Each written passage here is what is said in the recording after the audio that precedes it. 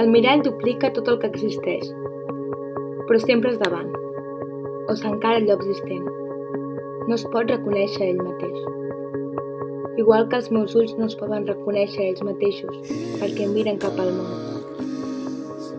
Ambdós segueixen el mateix principi, no? L'única diferència és que els nostres ulls són miralls que transmeten imatges al cervell, fet que produeix el pensament.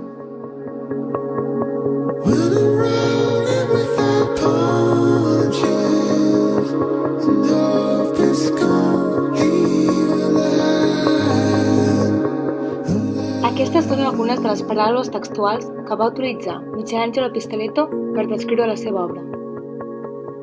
Blue Project Foundation acull l'exposició personal d'un dels autors contemporanis més importants i reconeguts a la seva sala, Il Salotto. A través d'aquests objectes quotidians podem veure l'essència de Pistoletto.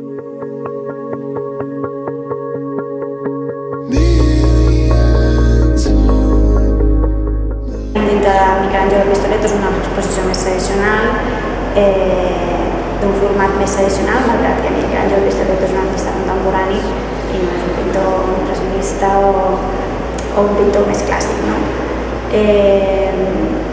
I és un artista de bastant renom i per tant és un modus d'exposició més clàssica, però tenir Michelangelo Pistoletto a Barcelona és una fita gran per nosaltres, que també és important haver-lo portat per la importància que té dintre de la història de l'art, perquè va ser un dels fundadors de l'art de Povera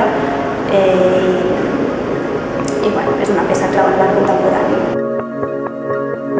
L'exposició està disponible a la Blue Project Foundation fins diumenge 27 de març.